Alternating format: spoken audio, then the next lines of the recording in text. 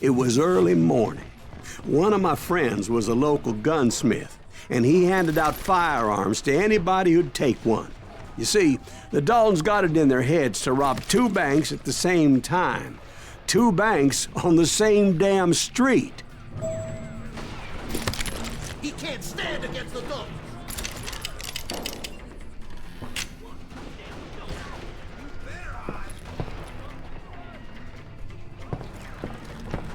Shoot him, Story was Bob Dalton's girl was always writing him about how he had no ambition. Oh, you're nobody next to Jesse James, she'd say. Finally, the bastard took his brothers to Coffeyville just to shut her up. Right. It's always the woman's fault.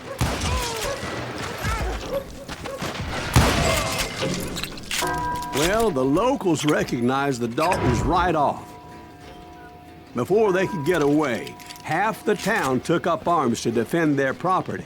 Their first mistake was pulling a job in their own damn hometown. The boys grew up in Coffeyville, so everybody knew them. The bank teller tricked them, telling them the time lock on the safe wouldn't open till 9:30.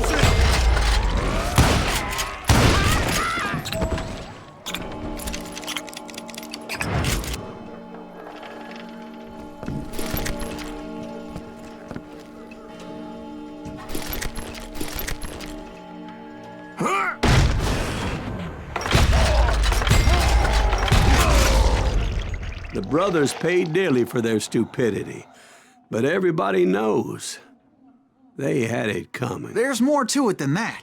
I read all about that day, so I know for a fact that it went down very differently.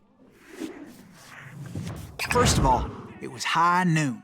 A posse of U.S. deputy marshals were on the rooftop across the street. Get ready, boys. They're gonna make a move. The lawmen had been tracking the Daltons for months, and now they finally had them dead to rights. Among them was a bounty hunter feared by many a lawbreaker. This man had no intention of letting the Daltons slip away. The marshals tried to get the Daltons to surrender. They'll give up eventually. We just gotta wait till something bitches out. This bounty hunter knew that the brothers were far too proud to ever lay down their guns. He went in there alone to confront those criminals. One of the marshals shouted, "Where are you going? Are you crazy?" Hey, where do you think you're going, dumbass? That rifle's mine. But he paid him no mind.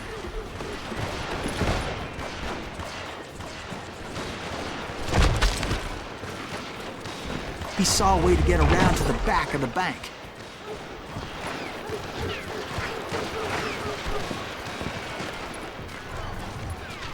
Then he figured out how to hit the Daltons from a direction they weren't expecting.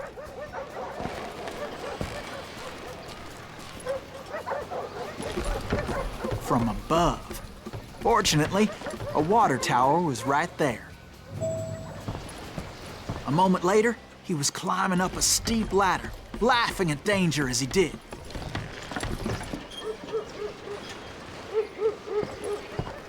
It was brave men like him who risked their lives to tame this wild country.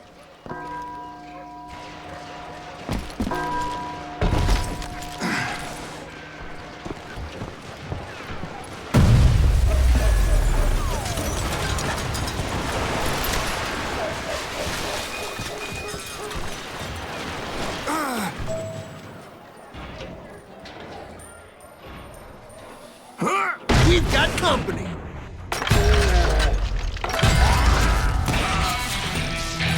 Heroic men like him, who did what other men couldn't or wouldn't to make this country free. Like Jim Bowie and Davy Crockett, who died defending the Alamo.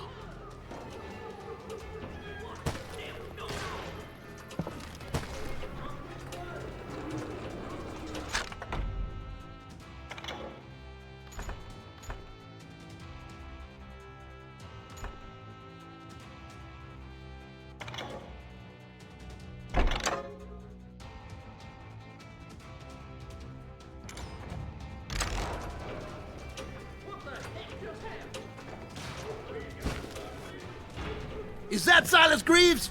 Son of a bitch! You were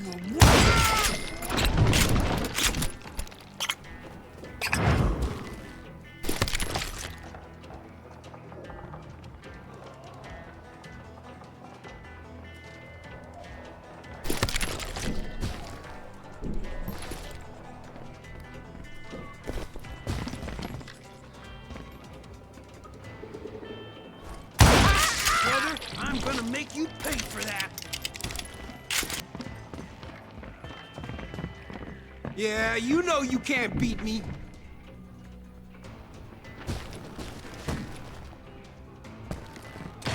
Come on, kill him!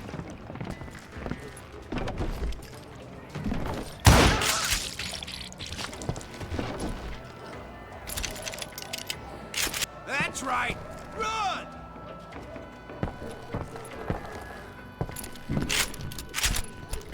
Over there!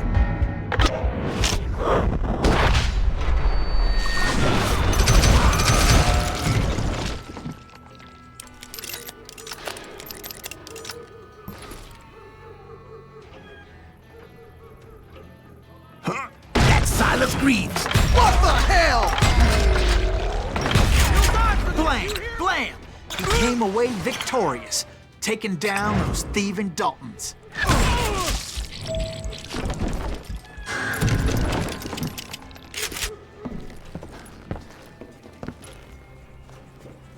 Huh?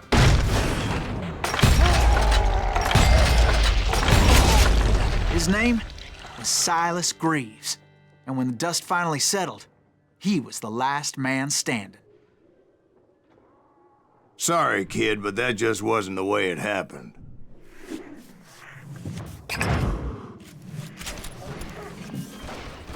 It was early evening, not high noon.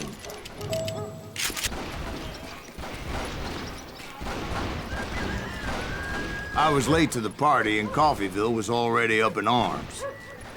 The Daltons blew up a safe, and were all set to hightail it out of there.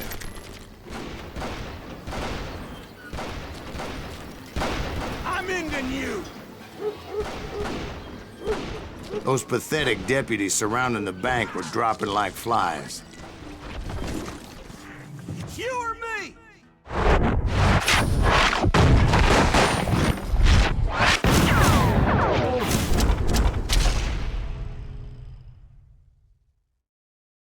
I had been tracking those jokers for months, waiting for them to do something reckless. There he is. And finally, they did. Those stupid bastards decided to rob two banks at the same time in the same town where everybody knew them. But they still had friends in Coffeyville. Now you're in trouble.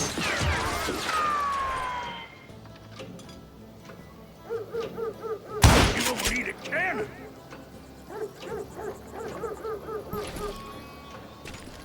Shoot it, there you Damn! Ah!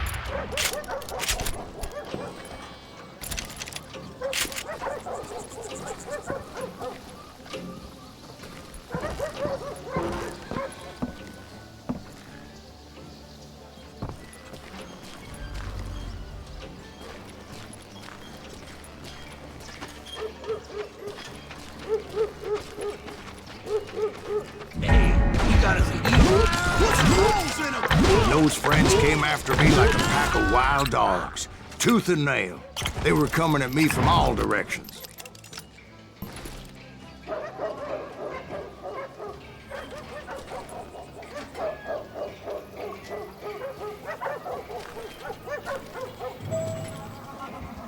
I caught sight of the Daltons running with the money and didn't want to lose them. Problem was, they knew the town better than I did. And to top it off, I found myself in the middle of another shootout entirely. Did the Daltons hole up in somebody's house? No, it was the Smiths, I believe. They were cousins of the Daltons. And they were shooting at the Browns, who were shooting at the Daltons. Which wasn't any surprise, because those two families have been feuding forever. Since the Joneses are related to the Browns, they shot at the Smiths, pissing off the Heimhoffers, whose daughter recently married a Smith. Well, Bullets were flying every which way as all the old feuds in Kansas caught fire all at once. There was a hell of a lot of pissed off people in Coffeyville that day. But that's just the way life is sometimes. Shit happens. We've got company! You're a goner!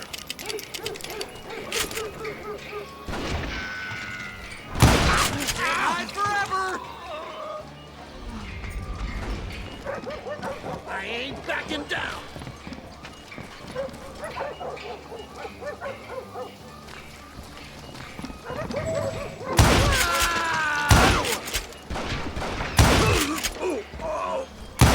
I'm gonna kill you dead!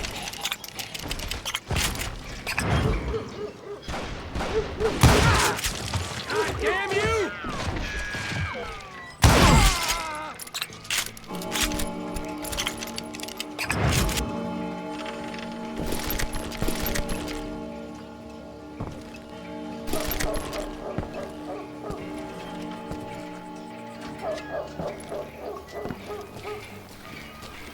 The Dalton boys knew I would never give up. Those Daltons weren't the sharpest knives in the drawer, but they always stood together. They set a trap to slow me down and allow at least 2 of them to escape. The third brother stayed behind to plant me, just in case that trap of theirs didn't work.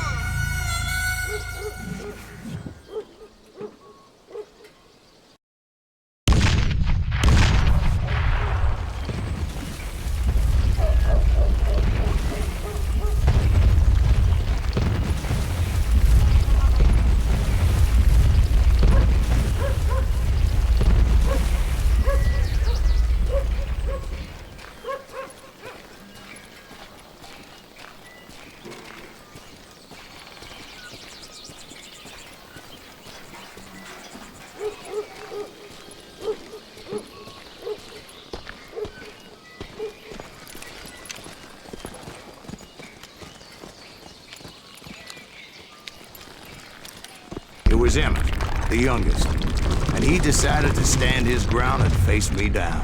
I ain't afraid of you, Silas Greaves. This is where it ends for you. He was determined to protect his brothers. I understood how he felt. Taking me on all by his lonesome wasn't exactly a recipe for a long life. Coward and a cheater. Ah, I'm gonna plant you where you stand. Huh? Is that all you got? God damn, that was loud. You are dead, law dog.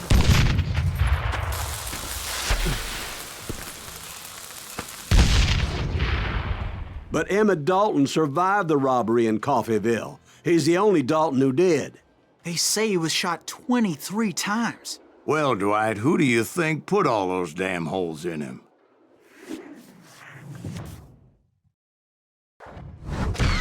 But I have to admit, that boy had grit.